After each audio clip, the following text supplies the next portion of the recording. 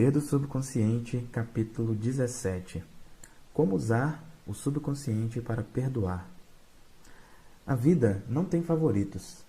Deus é vida, e este princípio da vida está fluindo através de você neste exato momento. Deus expressa-se como harmonia, paz, beleza, alegria e abundância através de você. Isso é chamado de a vontade de Deus, ou a tendência da vida.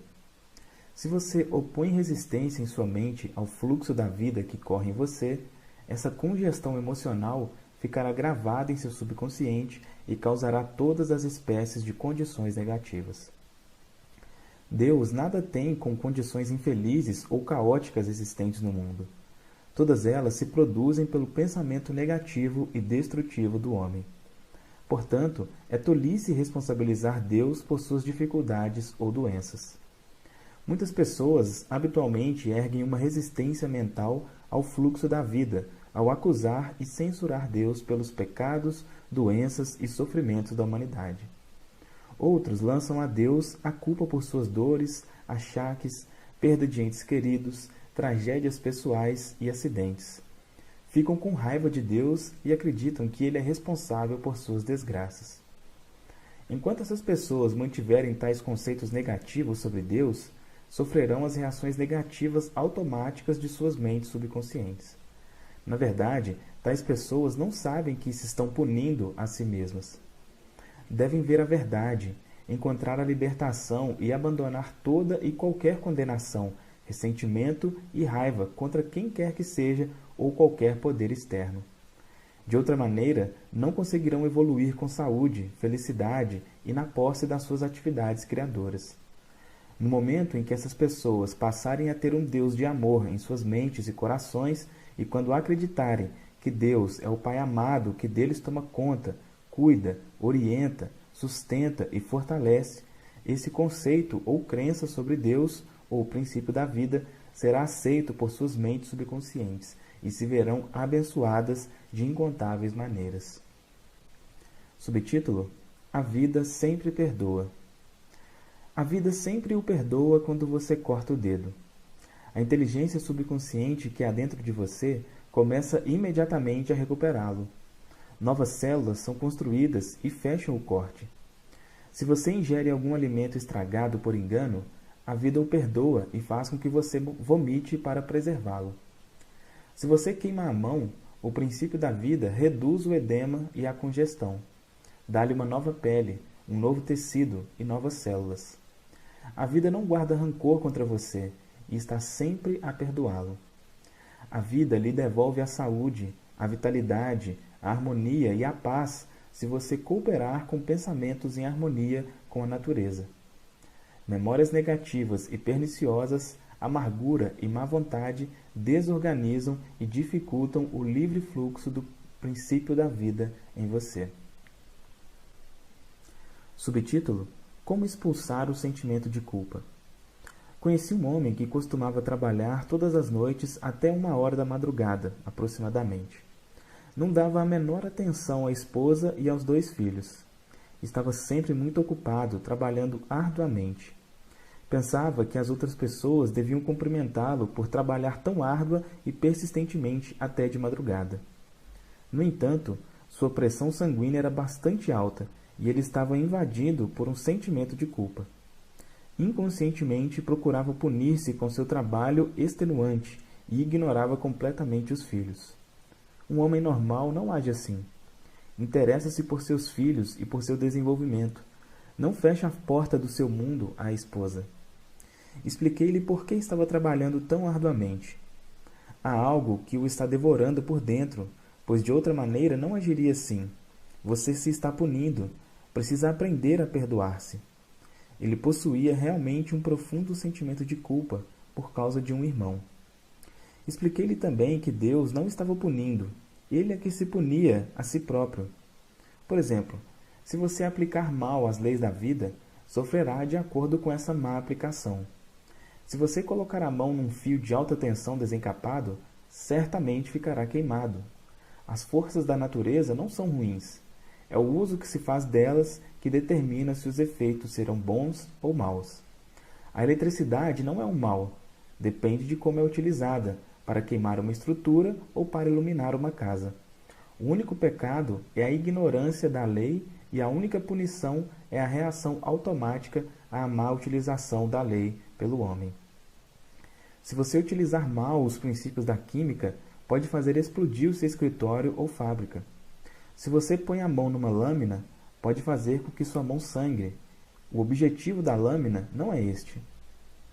O homem compreendeu que Deus não condena nem pune ninguém, e que todos os seus sofrimentos se deviam à reação do seu subconsciente aos seus próprios pensamentos negativos e destrutivos. Ele enganara o irmão certa ocasião, e este agora estava morto. Ele estava cheio de remorsos e com um profundo sentimento de culpa. Indaguei: você seria capaz hoje de enganar seu irmão? Ele respondeu que não. Sentiu-se justificado naquela ocasião? Ele respondeu que sim. Mas agora não farei novamente. Ele diz: não, agora estou ajudando os outros a aprender como viver. Acrescentei o seguinte comentário: agora você possui um poder de raciocinar e uma compreensão maior. O perdão é perdoar-se a si mesmo. O perdão é colocar seus pensamentos em sintonia com a divina lei da harmonia. A autocondenação é chamada de inferno, ou escravidão e frustração. E o perdão é conhecido como céu, harmonia e paz. O peso da culpa e da autocondenação foi tirado de sua mente e ele teve uma cura completa. O médico tomou sua pressão e ela estava normal. A explicação foi a cura. Subtítulo: um assassino aprende a perdoar-se. Um homem que assassinou seu irmão na Europa procurou-me há alguns anos. Sofria de grande angústia e tortura mental, acreditando que Deus devia puni-lo. Explicou que seu irmão teve um caso com sua esposa e o matou com um tiro, no impulso do momento. Isso acontecera cerca de 15 anos antes de procurar-me. Nesse período, casara-se com uma jovem americana e fora abençoado com 3 filhos adoráveis. Estava numa posição em que ajudava muitas pessoas e era um homem inteiramente transformado. Expliquei-lhe que física e psicologicamente não era o mesmo homem que matara o irmão, uma vez que os cientistas asseguram que as células do nosso corpo mudam de 11 em 11 meses. Além disso, era um novo homem mental e espiritualmente. Estava agora cheio de amor e boa vontade pela humanidade. O velho homem que cometera o crime 15 anos atrás estava morto mental e espiritualmente. Na verdade, ele estava condenando um homem inocente. Essa explicação teve um efeito profundo sobre ele, tendo declarado que era como se houvesse tirado um grande peso de sua mente. Ele compreendeu o significado da verdade que se lê na Bíblia. Vinde, pois, e arrazoemos, diz o Senhor. Ainda que os vossos pecados sejam como escarlate, eles se tornarão brancos como a neve. Ainda que sejam vermelhos como carmesim, se tornarão como a lã. Isaías, capítulo 1, versículo 18. Subtítulo: as críticas não podem feri-lo sem o seu consentimento. Uma professora contou-me que uma de suas colegas criticou um discurso que fizera, afirmando que falara muito depressa, engolira muitas palavras, quase não conseguira fazer ouvida e ainda por cima sua fala fora ineficiente. Essa professora ficou furiosa e cheia de ressentimento contra a colega que a criticara. Ela me confessou, no entanto, que as críticas eram justas. A sua primeira reação fora realmente infantil e concordou que a crítica fora de fato um excelente corretivo. Tratou imediatamente de suplementar suas deficiências em discursar, matriculando-se num curso de oratória.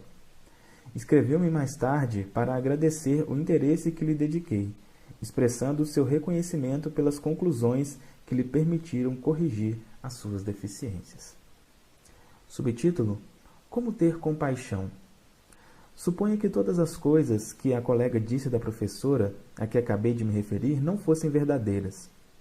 A professora teria compreendido que as suas palavras haviam abalado os preconceitos, superstições ou estreitas crenças da colega, e que uma pessoa psicologicamente doente está simplesmente expelindo seu ressentimento por ter sido ferida por uma ebulição psicológica. Compreender isso é ter compaixão. O próximo passo, lógico, seria rezar pela paz, harmonia e compreensão da outra pessoa. Você não pode ser ferido quando sabe que é o senhor dos seus pensamentos, reações e emoções. As emoções seguem-se ao pensamento, e você possui o poder de rejeitar todos os pensamentos que possam perturbá-lo ou afligi-lo. Subtítulo: Abandonada no altar. Há alguns anos visitei uma igreja para uma cerimônia de casamento. O noivo não apareceu e, ao cabo de 2 horas, a noiva derramou algumas lágrimas e disse-me: rezei pedindo orientação divina. Esta pode ter sido a resposta, pois ele nunca falha. Assim foi sua reação: fé em Deus e em todas as coisas boas. Ela não teve amargura em seu coração, explicando-me: o casamento não devia ser a ação correta, pois minha oração pedia que fosse indicada a ação correta para nós dois. Outra pessoa que passasse por uma experiência semelhante teria um acesso ou uma crise emocional, necessitando de sedativos e talvez mesmo de internação em um hospital. Sintonize com a infinita inteligência que há dentro das profundezas do seu subconsciente, confiando na resposta da mesma maneira que confiava em sua mãe quando ela o pegava em seus braços. É assim que você pode adquirir equilíbrio e saúde mental e emocional. Subtítulo: É um erro casar. O sexo é coisa do diabo, e eu também. Há algum tempo conversei com uma jovem de 22 anos de idade. Haviam-lhe ensinado que era pecado dançar, jogar cartas, nadar e sair com homens. Era ameaçada por sua mãe, que lhe dizia que arderia eternamente no fogo do inferno se desobedecesse à sua vontade e aos ensinamentos religiosos. Essa jovem usava sempre vestido preto e meias pretas. Não usava rouge, batom ou qualquer outra espécie de pintura, pois sua mãe dizia que essas coisas eram pecaminosas. A mãe disse-lhe também que os homens eram diabólicos e que o sexo era uma coisa do diabo, uma devassidão simplesmente diabólica. Essa jovem teve de aprender a perdoar-se, pois estava dominada por um sentimento de culpa. Perdoar significa renunciar. Ela teve de renunciar a todas as suas falsas crenças das verdades da vida e criar uma nova avaliação de si mesma. Quando saía com jovens do escritório em que trabalhava, tinha uma profunda sensação de culpa e pensava que Deus iria puni-la. Inúmeros rapazes propuseram-lhe casamento, mas ela me afirmou: o casamento é um erro, o sexo é coisa do diabo, e eu também. Era a voz da sua consciência ou condicionamento anterior falando. Passou a visitar-me uma vez por semana, durante 10 semanas, tendo eu explicado o funcionamento das mentes consciente e subconsciente, como está exposto neste livro. Gradualmente, essa jovem foi compreendendo que fora submetida a uma terrível lavagem cerebral, mesmerizada e condicionada por uma mãe ignorante, supersticiosa, intolerante e frustrada. Ela rompeu inteiramente com sua família e iniciou uma nova e maravilhosa vida. Por sugestão minha, mudou de guarda-roupa e até de penteado. Tomou lições de dança com um homem e também aprendeu a guiar automóveis. Aprendeu a nadar, a jogar cartas e teve inúmeros encontros com rapazes. Começou, em suma, a amar a vida. Rezou por um companheiro perfeito, pedindo ao Espírito Infinito que lhe atraísse um homem com que ela se harmonizasse integralmente. Isso veio finalmente a ocorrer. Certa tarde, quando deixava o meu consultório, havia um homem esperando para ver-me, e eu casualmente apresentei-os. Estão agora casados e vivem em perfeita harmonia um com o outro. Subtítulo: O perdão é necessário para a cura. E quando estiverdes orando, se tendes alguma coisa contra alguém, perdoai. Marcos 11, 25. O perdão dos outros é essencial para a paz mental e saúde radiante. Você deve perdoar a todos os que o feriram, se deseja ter uma saúde perfeita e felicidade. Perdoe-se a si mesmo, pondo seus pensamentos em harmonia com a lei e a ordem divinas. Você não pode, entretanto, perdoar-se a si mesmo realmente enquanto não tiver perdoado os outros. Recusar a perdoar-se não passa de orgulho espiritual e ignorância. No campo psicossomático da medicina moderna, é constantemente ressaltado o fato de que o ressentimento, a condenação dos outros, o remorso e a hostilidade estão por trás de uma multidão de doenças que vão de artrite às doenças cardíacas. Salientam os médicos que essas pessoas doentes, que foram magoadas, maltratadas, enganadas ou prejudicadas, estão cheias de ódio e ressentimento contra os que a feriram. Isso provoca ferida inflamada e supurada em seus subconscientes. Só há um remédio. Ela tem que eliminar e descartar-se dos seus ferimentos, e o único caminho seguro para isso é o perdão.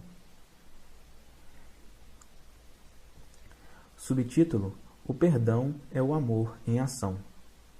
O ingrediente essencial na arte do perdão é a disposição de perdoar.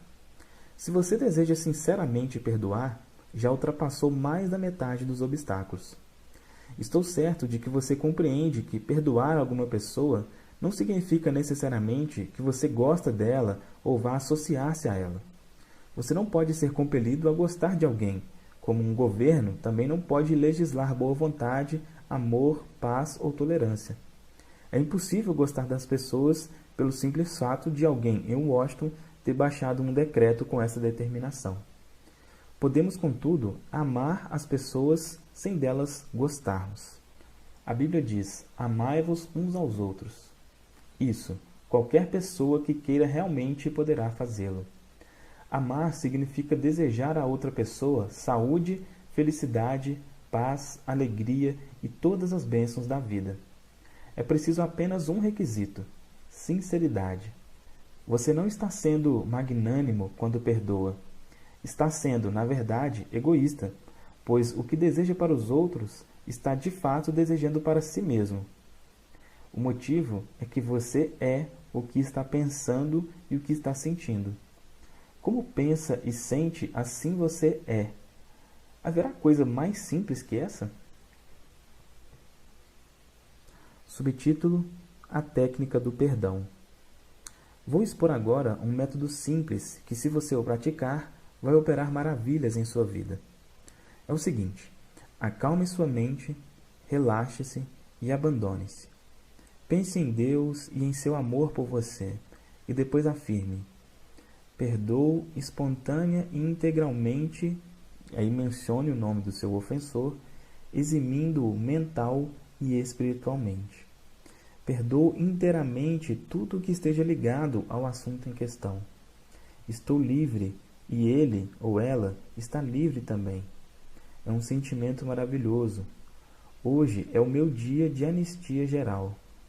Eximo cada um e todos que me feriram e lhes desejo saúde, felicidade, paz e todas as bênçãos da vida. Assim faço espontaneamente, com alegria e amor. E sempre que pensar nas pessoas que me feriram, hei de dizer que as eximo de qualquer culpa e que todas as bênçãos da vida lhe pertencem.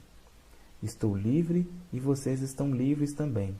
É realmente maravilhoso. O grande segredo do verdadeiro perdão é, uma vez perdoada a pessoa, você não precisará mais repetir a oração. Sempre que a pessoa vier à sua mente, ou o ferimento por acaso voltar ao seu pensamento, deseje o bem ao ofensor e diga: que a paz esteja contigo. Faça isso com frequência, todas as vezes que o pensamento passar por sua mente. Você verá que, em poucos dias, o pensamento da pessoa ou da experiência voltará com uma frequência cada vez menor até desaparecer completamente. Subtítulo: Teste decisivo para o perdão. Há um teste com ácido para o ouro, e há também um teste decisivo para o perdão. Se eu lhe disser algo maravilhoso sobre alguém que o enganou, iludiu e magoou, e você de alguma maneira reagir às boas notícias sobre essa pessoa, as raízes do ódio ainda estarão em seu subconsciente devastando. Suponhamos que você teve um doloroso abscesso na boca há um ano e falou-me a esse respeito. Casualmente, indago se você ainda sente alguma dor. Você responderia automaticamente: é claro que não, mas ainda me lembro da dor. Este é o problema. Você pode ter lembrança do incidente, embora não mais o fira ou aflija. Esse é o teste decisivo e você deve enfrentá-lo psicológica e espiritualmente, pois de outra maneira estará a enganar-se a si mesmo e não terá praticado a verdadeira arte do perdão. Subtítulo: Tudo compreender é tudo perdoar. Quando o homem compreende a lei criadora da sua própria mente, deixa de culpar as outras pessoas e as condições pela feitura e pelas frustrações de sua vida. Sabe que seus próprios pensamentos e sentimentos é que criam o seu destino. Além disso, ele tem consciência de que os fatores externos não são causa nem condicionadores de sua vida e de suas experiências. Pensar que os outros podem obstruir a sua felicidade, que você é um joguete no destino cruel, que você deve opor-se e lutar contra os outros para viver, tudo isso e coisas semelhantes são insustentáveis quando você compreende que os pensamentos são de fato coisas. A Bíblia diz a mesma coisa, porque como um homem imagina em sua alma, assim ele é. Provérbios 23, 7. Agora, alguns pontos principais a lembrar sobre esse capítulo. Ponto 1. Deus, ou a vida, não se deixa impressionar pelas pessoas. A vida não tem filhos prediletos. A vida, ou Deus, parece favorecer-nos quando nós nos colocamos de acordo com o princípio da harmonia, saúde, alegria e paz. Ponto 2. Deus, ou a vida, nunca nos envia doenças, moléstias, acidentes ou sofrimentos. Nós próprios atraímos essas coisas para nós com pensamentos negativos e destrutivos. De acordo com a lei expressa nas palavras, colhemos o que plantamos. Ponto 3. Nossos conceitos de Deus é a coisa mais importante da nossa vida. Se realmente acreditamos em um Deus de amor, nosso subconsciente reagirá com incontáveis bênçãos. Acreditemos em um Deus de amor. Ponto 4. A vida, ou Deus, não nos guarda rancor. A vida nunca nos condena. A vida pode curar uma ferida em nossa mão. A vida nos perdoa se nós queimarmos o dedo. Reduz o edema e recupera a parte atingida à sua perfeição e beleza. Ponto 5. Nosso complexo de culpa resulta de um falso conceito de Deus na vida. Deus, ou a vida, não nos pune nem nos julga. Nós é que o fazemos com nossas falsas crenças, pensamentos negativos e autocondenação. Ponto 6. Deus, ou a vida, não nos condena nem nos pune. As forças da natureza não são maléficas. O efeito de sua utilização depende de como nós aplicamos o poder que há dentro de nós. Podemos usar a eletricidade para matar alguém ou para iluminar uma casa. Podemos usar a água para afogar uma criança ou para matar a sede. O bem e o mal derivam do pensamento e dos propósitos da própria mente do homem. Ponto 7. Deus, ou a vida, nunca pune ninguém. O homem é que se pune a si próprio, por seus falsos conceitos de Deus, da vida e do universo. Seus pensamentos são criadores e podem criar a sua própria desgraça. Ponto 8. Se alguém o criticar e você estiver realmente errado, alegre-se, agradeça e reconheça as críticas. Isso lhe proporciona a oportunidade de corrigir suas falhas. Ponto 9. Você não pode ser ferido pelas críticas quando sabe que é senhor dos seus pensamentos, reações e emoções. Isso lhe dá a oportunidade de rezar e abençoar o outro, abençoando-se a si mesmo em consequência. Ponto 10. Quando você reza em busca de orientação e da ação correta, aceite o que vier. Compreenda que é o que lhe serve. Não há, portanto, motivos para autopiedade, críticas ou ódio. Ponto 11. Não há nada que seja bom ou mal. O pensamento é que faz um e outro. Não há nada de mal no sexo, no desejo de boa alimentação, riqueza ou expressão verdadeira. Tudo depende de como você usa esses anseios, desejos ou aspirações. O seu desejo de comida pode ser realizado sem que haja necessidade de matar alguém por um pedaço de pão. Ponto 12. O ressentimento, o ódio, a má vontade e a hostilidade estão por trás de uma multidão de doenças. Perdoe-se a si mesmo e a todos os demais, irradiando amor, vida, alegria e boa vontade para todos que o magoaram. Continue a fazer assim, até que possa encontrá-los em sua mente e verificar que está em paz com eles. Ponto 13. Perdoar é dar alguma coisa, de amor, paz, alegria, sabedoria e todas as bênçãos da vida aos outros, até que não haja nenhuma ferida em sua mente.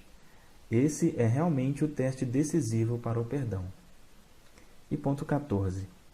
Suponhamos que você tenha um abscesso em sua boca há cerca de 1 ano. Foi bastante doloroso. Pergunte a si mesmo se sente alguma dor agora. A resposta é negativa.